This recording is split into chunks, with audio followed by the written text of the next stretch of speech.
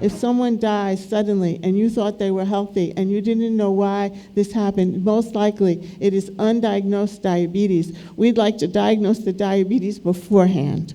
So what I'm trying to say is that undiagnosed diabetes is leading to death.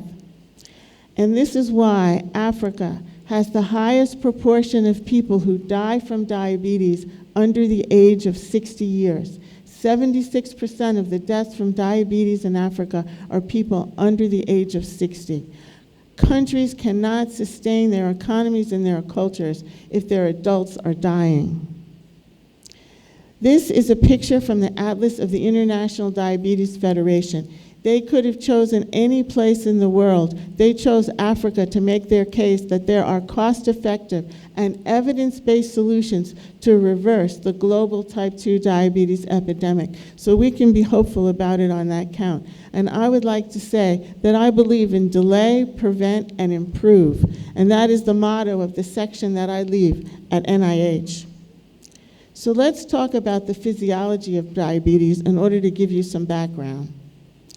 Diabetes can occur because of insulin resistance, and that means you're going to have high insulin concentrations, or beta cell failure, which means you're going to have low insulin concentrations, or in fact, it can occur from a combination of both. So let me show you what this means.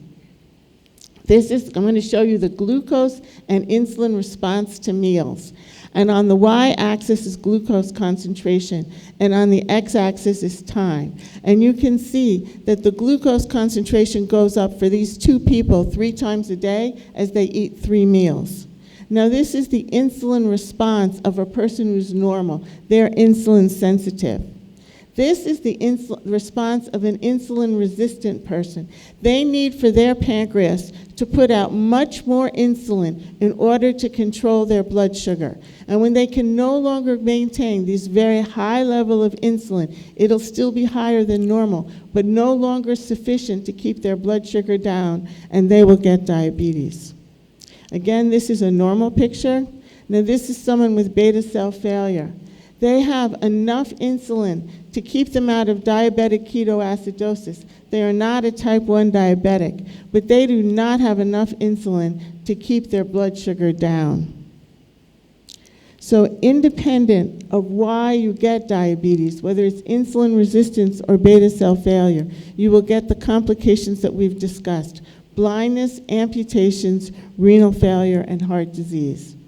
So let's talk about the relationship of stress to diabetes. Diabetes leads, when you have stress, you get insulin resistance, and that's because of the release of stress hormones like cortisol and epinephrine. At NIH, we're doing a study looking at the lifestyle of African-born blacks living in Washington, D.C. area.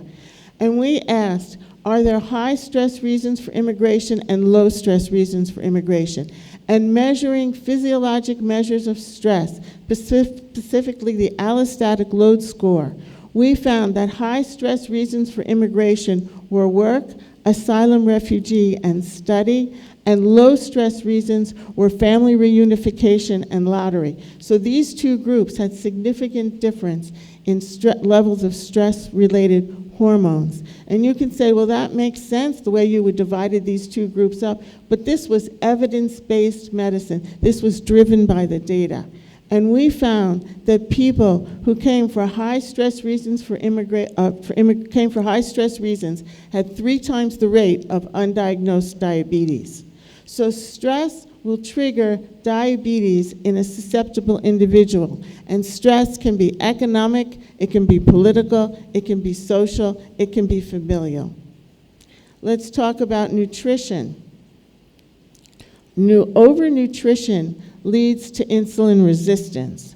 And you're going to get overnutrition if you eat in fast food restaurants. Okay, and fast food restaurants are overtaking Africa like they have already overtaken the United States and in South America and in Asia. I chose this fast food restaurant, it's from Nigeria, because it's called Mr. Biggs. So what does that tell you? This is a family eating at Mr. Biggs, okay? And I want you to see that the mother is giving soda to the baby in a straw that's sitting on her lap. And let's say this mother is 24 years old. I'm making that up, of course. And that the baby is 2 years old. We all know for a fact that when that mother was 2 years old 22 years ago, her mother was not giving her soda through a straw sitting on her lap. And that soda through the straw is habituating that child to love the taste of carbonated drinks.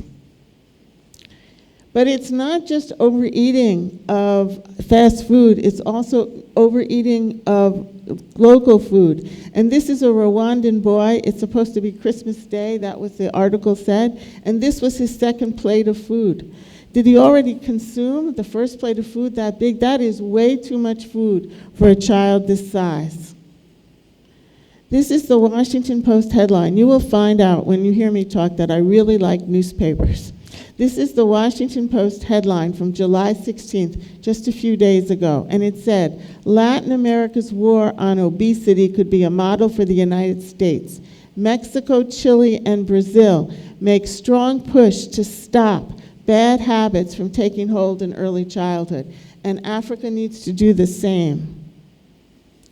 Then there's also undernutrition, specifically early life undernutrition. This is undernutrition in utero and for the first 2 years of life, and it is associated with beta cell failure in adulthood. This is a map of exposure to undernutrition between 1990 and 1999 in different regions of Africa. And you can see the light blue areas are areas of chronic malnutrition. The dark blue are areas of food shortage. And the pink areas are areas of famine. And I'd like to tell you that famine only occurs if there is both a natural disaster and war. To really get a famine, you need to have a natural disaster and war. But I'd like to tell you that famine has been a weapon of war since Roman times. And these are famines that occurred during the 20th century, associated with World War I, World War II, and then the Chinese famine. And they have all been associated with higher rates of diabetes in adulthood to those children that were exposed during these famines.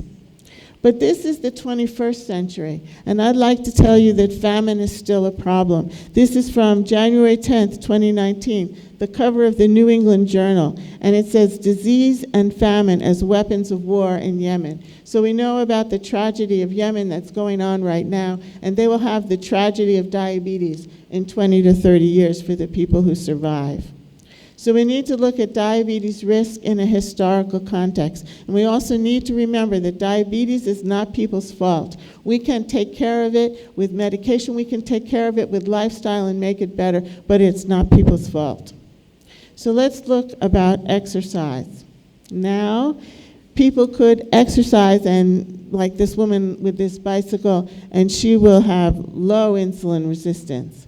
But if she sits in the traffic, this is Lagos again, this is standstill traffic jam that goes on for hours, not half an hour, for hours. And vendors are walking in between the standstill cars, selling soda and selling donuts.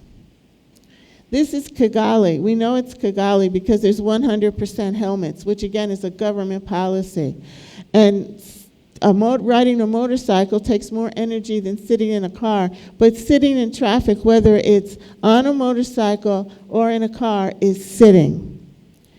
This is Car-Free Day in Kigali. It's twice a month for several hours. All the cars are taken off the streets, and the government is promoting walking, and there's a lot of cultural and community a movement to be on the road walking. But we're going to need to walk more than twice a month for 3 hours. But it is an example of government encouraging exercise. Let's talk about infectious diseases. If you look at a medical textbook for diabetes, they will not list infectious disease and infections as a complication of diabetes. But they'll always list these vascular complications. They don't list infectious diseases or infections. However, everyone who has diabetes, particularly poorly controlled diabetes, which is by definition all people with undiagnosed diabetes, they are at increased rates of infection. And that's because their white blood cells, their neutrophils, their macrophages, their beta cells, and their T cells all do not work. And this is why they're going to die at a much higher rate from the zoonoses that you're trying to prevent today. But then there are also infections that occur specifically in diabetic people. And they're both exogenous infections, that's my word for this phenomenon, and endogenous infections. People with diabetes are at increased risk for tuberculosis. The tuberculosis is more deadly, and my time is up. Tuberculosis is more deadly. Infections that are endogenous are toothaches. And then there's infections on your feet that are going to lead to amputations. So then we need to change our lifestyle. And people can't walk around barefoot, either inside or outside, and shoes need to be with a thick sole. So that's a lifestyle problem. Africans love their sugar, okay? Because African man from Rwanda, in my study, he's non-obese. He has diabetes. I tell him, he says, I ask, how many cups of tea do you drink a day? He says, 4. How many teaspoons of sugar do you put in your tea every day? He says, 4. I said, this has to stop. He says, but Dr. Sumner, sugar is like gold. It's just so wonderful, and it's unlimited. And this is the newspaper from Wednesday that came to my hotel room from Uganda. And there on the bottom right, there's a must-read article which says, Tanzania allows Uganda sugar imports. So the government has to not only promote exercise, they have to realize that big business is in sugar and in fast food, but that's going to tempt you and promote diabetes. So my time is up. Let's see. So walking, delay, prevent, improve. We are working very hard on developing teaching materials that need to be everywhere. I've talked to you about things that we can do beyond medicine to make a difference. Some of these pictures are from the internet, and this is my team. And Thomas Hormanu, who's in the orange shirt, is from Ghana, and Arsene Hobogabo is from Rwanda, and they're both on special NIH programs to work at NIH for 1 to 2 years. Thank you for your attention.